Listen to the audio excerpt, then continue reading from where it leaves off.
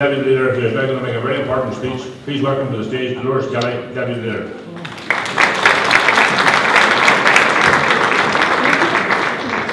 Thank you, Chairman. Conference, I'm delighted to be here in Armagh to speak to you again as Deputy Leader.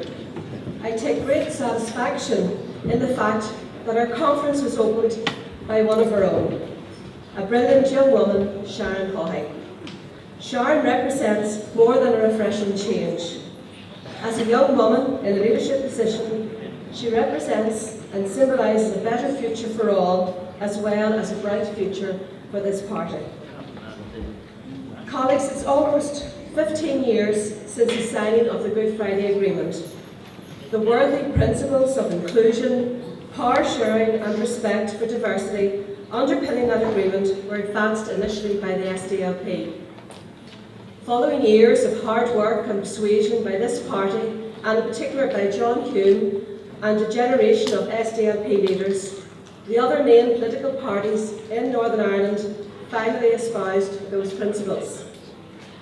As a result, and regardless of the attempts of a handful of misguided people to lead us back to the dark days of the 70s and 80s, we now have peace and stability. Despite the recent appalling and callous murder of David Black near Lurgan, the days of waking up every morning to the news of bodies found by a roadside, blindfolded, with a bullet in the head, or of yet another shoot-to-kill incident by the security forces are thankfully no more. Many of us will never forget this weekend, 25 years ago, when our conference was stunned by the horrific news of the Enniskillen bomb. This party can be proud of its past, of its record, of its achievements. No need for us to rewrite history. But don't worry, I'm not here this evening to talk about the past. I am focused on what we need to do in the future. The Good Friday Agreement was meant to herald an era of real politics, of politics that deals with the real issues that affect lives, politics that allows us to improve the lives of our people. It was to create the context for a new beginning, a way of moving away from sectarianism and from inequality. Almost 15 years on since that new dawn, it is now time to take stock. Time to measure how our institutions have lived up to the hope and expectations of that historic Good Friday morning.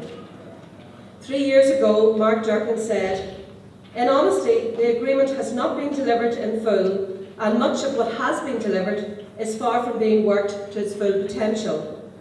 These concerns are not evidence of the agreement failing, but of its being failed on a number of counts over the years." People say the SDLP are a little precious about the agreement, and in actual fact, they are right. But not because we helped to negotiate it, draft it and deliver it, but because the people of Ireland, north and south, endorsed it overwhelmingly. Regretfully, the political arrangements and processes we have today mean the Good Friday Agreement of 1998 no longer exists, either in the spirit or the letter. Its promise has been eroded by years of DUP, Sinn Féin and NIO cynicism. At the next election, there will be a generation of new voters who were not even born in 1998, never mind 1994. What is our message to them? Where is their place in the agreed Ireland we fought so hard to achieve? And what are the prospects for them in this new Ireland we strive to build? An absence of violence alone is not enough. It simply provides a context. What our young people, indeed all our people, need is real politics, dealing with real issues, working for people and delivering on their needs. They need politicians who are concerned with jobs for others and not for themselves. Politics might not always be fair to political parties, but it must be fair to our people. They need decisions taken at the highest level of government for the common good and not the narrow party interest. It is not enough to tell our young people that politics is important. We must show them that it makes a difference. I appeal to our young people, regardless of what they see around Stormont, not to give up on politics. You can make a difference. You can make a stand, and you do count. I am reminded of hearing my own political mentor, Bríd Rogers, tell the story of what brought her into the SDLP. She had written to John Hume to complain that nothing was being done to curb the discriminatory behaviour of the local council. She received a one-liner in reply. It read, "And what are you doing about it?" She joined the SDLP. Having grown up myself through the violent 70s and 80s, beginning to fear that my own children might face the same, I was inspired to become involved, to join the SDLP, to work for change, to do something about it. Like Bríd, I cut my political teeth on Craigavon Council, and I can tell you they had to be sharp. Perhaps that is why I get so angry when I see the constant rolling over by Sinn Féin on the demands of the DUP, despite the built-in protections of the Good Friday Agreement. The DUP have succeeded in blocking the Irish Language Act, reversing the decision to build much-needed houses in North Belfast, abandoning the D'Hunt method in order to block the appointment of an SDLP Justice Minister, and whatever happened to the policy on cohesion, sharing and integration. Incidentally, initially an absolute condition for the Alliance Party before agreeing to join the executive. Instead of embracing the spirit of the Good Friday Agreement in office, the DUP and Sinn Féin controlled executive is a case study in bad government and bad politics. It is government by photo opportunity and soundbite, and when they step up to announce progress, it is usually the outworking of a cheap carve-up deal or a dishonest exaggeration of the facts. For example, just this Wednesday evening, the executive announced a £200 million stimulus package, and DUP and Sinn Féin ministers hit the airwaves to sing its praises. They made it sound like extra money for job creation, which would, if it was true, be hugely welcome. But in truth, very little of the money was new or additional. Most of it came from slippage on major capital projects or money handed back by departments, by ministers and departments who don't think they can spend their budgets, even though there are still 5 months of the financial year left. You can add incompetence to cynicism. But there has been one positive aspect of this executive. Alex Attwood has shown by his decisive and effective leadership of his department how politics can work for people. He is unblocking and releasing planning approvals on major, jobs-rich economic investments. In many cases, complex but important applications that were bogged down in the system for years. He is making direct interventions to counter decay and dereliction in our town centres and to create the local confidence that again results in new jobs being created. In addition to leveraging our natural and built heritage assets to boost tourism, and as well as protecting our environment and cleaning up our beaches, Alex Attwood is making the strongest and most compelling arguments around the executive table.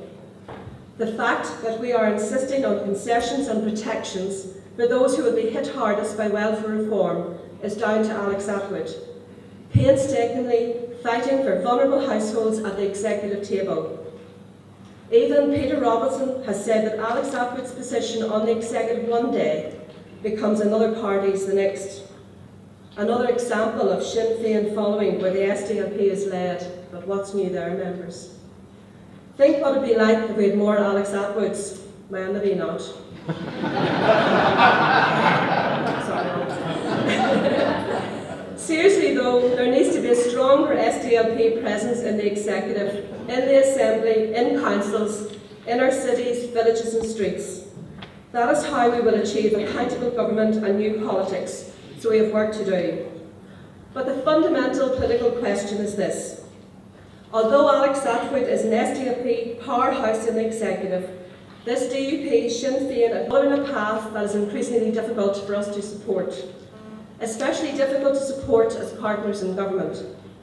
We may have swallowed, for example, a review of public administration 11 council carve-up, which we did not agree with and which Alex is now obliged to implement. But can we continue to accept the welfare reform onslaught, or the disgraceful decisions on housing, or the attempts to create community funds where the real intention is to channel money to favourite groups? Can we really accept the roadblock on North-South, or the continuing mess in education after 10 years of incompetent and ideologically obsessed Sinn Féin ministers? So I pose the question, shouldn't we be thinking about going into some form of opposition? I'm not saying we should walk out of government next week or next month, and I know there's no formal provision for opposition, but shouldn't we be thinking about where all this is going? Because I can tell you, colleagues, that despite us being a party of constructive participation, and despite the valiant work of Alex Atwood, we're being tarnished by the failures and behaviours of this DUP Sinn Féin executive. We might lose a few jobs by leaving government, but we could lose our soul if we go on this executive indefinitely. Do we need to give ourselves more freedom to act? We have always been, and we remain, a confident party, brimming with ideas and idealism and hope. We have nothing to fear from leading change. Indeed, we have always been prepared to lead change. So let's think about our options for making things better. So as we enter this new phase of politics, where the price of political stability has been a slide into carve-up and a denial of all that was positive and forward-looking in the Good Friday Agreement, let us take stock and have a clear think about what is actually best for our people in the period ahead. We must always be the party with the best values, and surely it is our responsibility, that which sets us apart, to restore hope to the people and to the politics of the North. So I ask you to join with me in doing what we have always done, that is, applying our minds to how we can achieve real change, leading the way to a brighter future for all our people. Thank you, colleagues.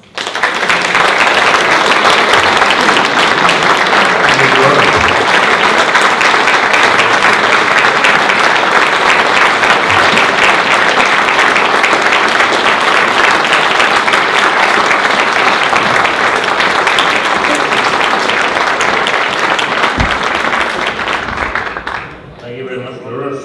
Thank you for your work throughout the year.